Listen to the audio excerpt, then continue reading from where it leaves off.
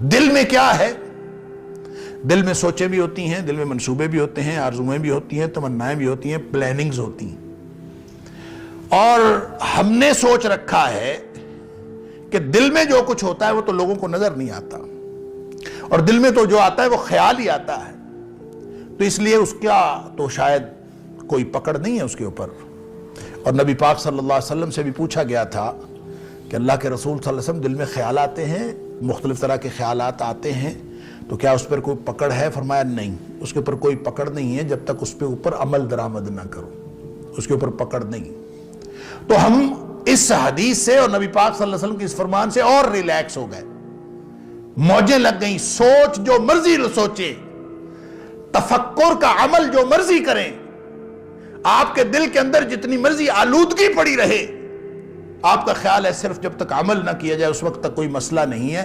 نہیں بھائی، ایسا نہیں ہے.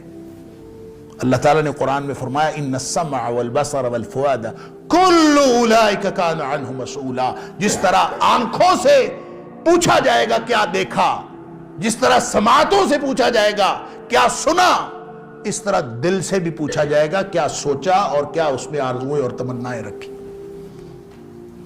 آنکھوں کی اگر باز پرس ہے، سماعتوں کی باز پرس ہے، والفؤاد، تو دل کی بھی باز پرس ہے. کل اولئک کان عنہ مسئولا، سب کے بارے میں پوچھا جائے. تو قیامت والے دن یہ بھی پوچھا جائے گا کہ دل میں کیا تھا. یا پھر قرآن نے کہا وَإِن تُبْدُوا مَا فِي أَنفُسِكُمْ أَوْ تُخْفُوهُ يُحَاسِبْكُمْ بِهِ اللَّهُ. جو کچھ چھپا کے پھرتے ہو نا دل میں، اس کو ظاہر کرو چاہے چھپا کے رکھو، اللہ نے اس کا حساب لینا ہے. یحاسبکم بہ اللہ، اللہ نے اس کا حساب محاسبہ کرنا ہے. فرق یہ ہے نبی اکرم صلی اللہ علیہ وسلم کے فرمان میں اور ہمارے اللہ کے قرآن کی اس بات میں تطبیق یہ ہے کہ صرف وہ خیالات معاف ہیں جو غیر ارادی طور پر آ جائیں. وہ باتیں جو غیر ارادی طور پر دل میں آتی ہیں اور نکل جاتی ہیں، آپ کا ارادہ نہیں تھا، سوچ آ جاتی ہے، اس کو اگر انسان ظاہر نہ کرے، زبان پر نہ لائے، عمل نہ کرے، انشاءاللہ وہ معاف.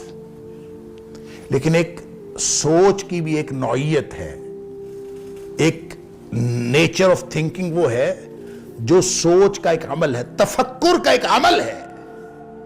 انسان اس کو سوچتا ہے، کرتا ہے اس عمل کو. تفکر کا عمل انسان کرتا ہے، دل میں ایک سوچ بٹھاتا ہے، پھر اس کو سوچتا ہے، اس کو پالتا ہے، اس سے حظ اٹھاتا ہے، اس سے مزے لیتا ہے سوچ سوچ کے. یہ جو ارادی طور پر مزے لینا ہے اور ارادی طور پر تفکر کا عمل کرنا ہے، وَإِن تُبْدُوا مَا فِي أَنفُسِكُمْ وَتُخْفُوهُ يُحَاسِبْكُمْ بِهِ اللَّهُ. اس پر اللہ تعالیٰ محاسبہ کرے گا اور اس پر قیامت والے دن پوچھا جائے گا تم کیا سوچتے تھے. اللہ اکبر. سوچوں کا بھی امتحان ہے. یہ نہیں ہو سکتا کہ آپ جو مرضی سوچتے رہیں. اللہ کریم نے اس کو ایک تو سوچوں کو اور دل کی آرزوؤں اور تمناؤں کو بھی بے لگام چھوڑنے کے لیے حکم نہیں دیا، بلکہ اس کو لگام ڈالنے کا حکم دیا. اور لگام ڈل جاتی ہے بڑی آسانی سے اگر انسان کو اپنے امتحان کے نتیجے کا خوف، نتیجے کی فکر لگ جائے نا کہ امتحان کا نتیجہ نکلنے والا ہے، مجھ سے پوچھا جائے گا، میں کیا جواب دوں گا؟ وَأَمَّا مَنْ خَافَ مَقَامَ رَبِّهِ. جو شخص اللہ کے سامنے کھڑا ہونے سے ڈر گیا. اب وہ ڈر کس بات کا ہے؟ یہی ہے کہ اللہ مجھ سے پوچھے گا. اللہ نے اگر پوچھ لیا کیا سنا تھا، کیا سوچا تھا، کیا بولا تھا، زبان نے کیا کہا تھا، ساری جو صلاحیتیں دی تھی اس میں ایک تفکر کی قوت بھی تھی. تفکر کیا کیا تھا، عمل کیا کیا تھا، دل میں کیا پالا تھا، دل میں تھا کیا تمہارے. اللہ اکبر. اگر اس نے پوچھ لیا تو کیا بنے گا؟ جس کو یہ خوف لاحق ہو گیا تو اس کا لازمی نتیجہ پتہ کیا نکلتا ہے؟ وَنَهَى النَّفْسَ عَنِ الْهَوَىٰ. وہ پھر اپنے نفس کو لگام دے دیتا ہے کہ نہ بھائی، دل کرتا ہے میں یہ بھی کروں، میں وہ بھی کروں. وہ پھر اس کو روک لیتا ہے کہ نہیں، میں تیری مرضی نہیں کر سکتا. کیوں؟ کہ میں نے کل کو اللہ کو جواب دینا ہے. لہٰذا وہ دل کی ساری آلودگیاں اس کو انسان نکالتا ہے. اس کو دل کے اندر اگر کوئی آلودگی پڑی بھی ہو تو ایک تو یہ کہ اس کا امتحان ہے اور دوسرا یہ کہ انسان کا عمل ٹھیک ہو ہی نہیں سکتا جب تک دل صاف نہ ہو، کیونکہ سارے اعمال کا دار و مدار قلبی کیفیات کے اوپر۔ کبھی یہ نہیں ممکن، دیکھیں آپ کے جو اللہ نے جو بھی صلاحیتیں دی ہیں، ہر چیز کا ایک اثر ہوتا ہے، اور وہ اثر کہاں ہے؟ ظاہری اعمال جو کچھ ہم سر انجام دے رہے ہیں، ہاتھوں سے، پاؤں سے، آنکھوں سے، یہ کانوں سے، جو بھی عمل سر انجام دیتے ہیں، ان سب کا اثر دل پر ہو رہا ہوتا ہے۔ جب اللہ نے دل بنایا تھا نا، اللہ نے صاف دل بنایا تھا، ایک سٹینڈرڈ پہ بنایا تھا، کل مولود یولد علی الفطرہ۔ اللہ تعالیٰ نے ایک سٹینڈرڈ پہ ایک خاص سٹینڈرڈ دیا تھا، یہ بھی دل ہے تمہارا۔ اب اس کو انسان آلودہ کرتا ہے یہاں دنیا میں آ کے، اس میں قد افلح من زکاہا وقد خاب من دساہا، جس نے اس کو پاک رکھا وہ کامیاب ہو گیا، وقد خاب من دساہا نامراد وہ ہوتا ہے جو اس دل کو آلودہ کر بیٹھتا ہے۔ یہ جو دساہا ہے نا، اس کے دو معنی ہیں، ایک تو ہے اس کو آلودہ کر لینا، اس کو خراب کر لینا، گدلا کر لینا، سوچوں کی آلودگیاں آ گئیں، گندا کر لیا۔ بالکل اسی طرح جیسے آپ برتن پڑا ہوتا ہے تو برتن کو صاف کر لیتے ہیں تو وہ چمک اٹھتا ہے، اور برتن کے اندر کوئی گندگی آ جاتی ہے تو وہ آلودہ ہو جاتا ہے، بالکل اس طرح سے دل۔ اللہ اکبر۔ امام غزالی علیہ الرحمہ کہتے ہیں کہ جو تزکیہ نفس ہے نا، اس کے 3 مراحل ہیں۔ وہ کہتے ہیں سب سے پہلا مرحلہ ہے تخلیہ نفس۔ تخلیہ نفس کا مطلب ہے کہ پہلے اس کو خالی تو کریں۔ اگر اس کے اندر گند پڑا ہوا ہے، غیر اللہ کی محبت پڑی ہوئی ہے، دنیا کی محبت پڑی ہوئی ہے، آلودگیاں دنیا کی پڑی ہوئی ہیں، گندی آرزویں تمنائیں پڑی ہوئی ہیں، اگر وہ سارا کچھ پڑا ہوا ہے، اس میں اللہ کا خوف آ کیسے سکتا ہے؟ اس میں للہیت کیسے آ سکتی ہے؟ اس میں پاکیزگی کیسے آ سکتی ہے؟ پہلے اس کو خالی تو کریں۔ جب آپ اس کو خالی کرتے ہیں تو جب آپ کسی برتن کو خالی کر لیں تو بھی وہ صاف ستھرا تو نہیں ہوتا۔ تخلیہ کر بھی لیں، کسی برتن کے اندر کوئی گندگی پڑی ہوئی ہے، آپ نے اس کو الٹا دیا، پھینک دی، خالی تو ہو گیا ہے لیکن وہ ابھی صاف نہیں ہوا۔ اس کو صاف کرنے کے لیے وہ کہتے ہیں اگلا مرحلہ ہے تجلیہ نفس۔ اس کو جلا بخشے، اس کو چمکائیں، اس کو منجن لگائیں، اس کو اندر باہر سے صاف کریں۔ جب تک وہ صاف نہیں ہوگا وہ اوصاف حمیدہ کو قبول کرنے کے لیے تیار ہی نہیں ہوتا۔ کب تیار ہوتا ہے دل؟ دل میں آلودگیاں پڑی ہوئی ہوں، یہ کبھی نصیحت قبول کرنے کے لیے تیار نہیں ہوتا۔ کبھی سوچا ہے؟ کبھی دیکھا ہے؟ سارے معاملات دل کے اوپر ہوتے ہیں، اور دل آلودہ ہو جائے نا تو دل نصیحت قبول کرنے سے انکار کر دیتا ہے۔ بچے گپ شپ کر رہے ہوں، آپ اس کا عملی مظاہرہ کر لیں کہ بچے جب گپ شپ کر رہے ہوتے ہیں تو ان کو کوئی نصیحت کریں تو ان کا رویہ کیا ہوتا ہے؟ بچے اپنی کھیل میں، کود میں، اپنے گپ شپ میں، اپنے شغل میلے میں بچے لگے ہوئے ہوں، اس وقت آپ ان کو نصیحت کریں تو ان کا رویہ کیا ہوتا ہے؟ اور جب بچے نماز پڑھ کے بیٹھے ہوں تو آپ اس وقت نصیحت کریں تو ان کا رویہ کیا ہوتا ہے؟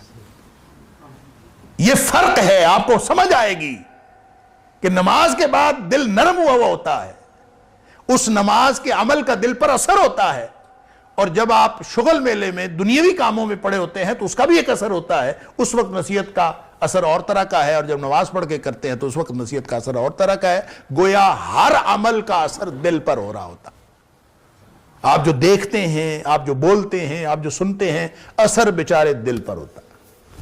یہ ایک ایسا مظلوم ہے انسان کا دل، سارے امتحان کا انحصار اس دل پر ہے، لیکن ہر وقت آپ اس کو آلودہ کرنے پہ لگے ہوتے، ہر لمحہ تو یہی کام چل رہا ہوتا ہے کہ آپ نے کوئی چیز دیکھی، نبی اکرم صلی اللہ علیہ وسلم نے فرمایا اللہ اکبر، یہ جو دل ہوتا ہے نا، کوئی ایک گناہ انسان کر بیٹھتا ہے تو اس سے دل پر سیاہ نقطہ لگ جاتا ہے۔ اللہ اکبر۔ کوئی بھی اذا اذنب ذنبا، کوئی ایک گناہ کرتا ہے انسان، کانت لہو نقطۃ سوداء فی قلبہ، اس کے دل کے اوپر سیاہ نقطہ لگ جاتا۔ اب ہمیں نہیں پتا، ہم نے تو کوئی کام کیا تھا، دیکھا تھا، سنا تھا، ہاتھ سے یہ تو عمل کیا تھا نا، گناہ کیا، دل پر سیاہ نقطہ لگ گیا۔ اگر تو اس کے بعد کوئی جلا بخشنے والا کام کر دیا، اس کو صاف کرنے والا کوئی نیکی کی، تو وہ دل صاف ہو جاتا ہے، نقطہ صاف ہو جاتا ہے۔ اور اگر کوئی نیکی نہیں کی اور گناہ کر بیٹھا تو ایک نقطہ اور لگ جاتا ہے، پھر کوئی اور گناہ کیا تو ایک نقطہ اور لگ جاتا ہے، کرتے کرتے پورا دل سیاہ ہو جاتا ہے۔ اللہ اکبر۔ یا پھر نبی کریم صلی اللہ علیہ وسلم نے فرمایا جو شخص ایک جمعہ جان بوجھ کے چھوڑ دیتا ہے اس کا 1/3 دل سیاہ ہو جاتا ہے۔ اس نے دوسرا جمعہ جان بوجھ کے چھوڑا، 2/3 دل سیاہ ہو گیا۔ تیسرا جمعہ چھوڑا، پورے کا پورا دل سیاہ ہو گیا۔ گناہ کرتا گیا، دل سیاہ ہوتا گیا۔ ہوا کیا پھر؟ فرمایا جب پورا دل سیاہ ہو جاتا ہے، فرمایا ذالک الرین، یہ وہی زنگ ہے جو اللہ کریم نے فرمایا کلا بل ران علی قلوبہم بما کانوا یکسبون، ان کے کرتوتوں کی وجہ سے ان کے دل زنگ آلود ہو گئے، دل کٹھور ہو گئے۔ اور دل پر زنگ لگتا ہے انسان کے اعمال کی وجہ سے، جو کچھ انسان کرتا ہے اس سے دل کو زنگ لگ رہا ہوتا ہے۔ اور جب دل زنگ آلود ہوتا ہے تو اس کی کیفیت پتہ کیا ہوتی ہے؟ دل سخت ہو جاتا ہے۔ ظاہری طور پر آپ نے جانچنا ہو کہ آپ کا دل کیسا ہے۔ رحمت والا دل نرم ہوتا ہے، لعنت والا دل سخت ہوتا ہے۔ جس دل پر اللہ کی رحمت ہوتی ہے اس کے اندر نرمی ہوتی ہے، اور جس دل پر اللہ کی لعنت ہو جاتی ہے پہلی نشانی اس کی یہ ہے کہ اس کا دل سخت ہو جاتا ہے۔ اللہ اکبر۔ فَبِمَا نَقْضِهِمْ مِيثَاقَهُمْ لَعَنَّاهُمْ، بنی اسرائیل نے وعدے توڑے، ہم نے ان کے اوپر لعنت کر دی۔ وَجَعَلْنَا قُلُوبَهُمْ قَاسِيَةً، پہلا اثر یہ ہوا کہ ان کے دل سخت ہو، جب لعنت ہوتی ہے تو دل سخت ہو جاتا ہے۔ اللہ اکبر۔ فَهِيَ كَالْحِجَارَةِ، دوسری جگہ فرمایا یہ پتھروں کی طرح ہو گئے، او اشد قسوہ، بلکہ پتھروں سے بھی زیادہ سخت۔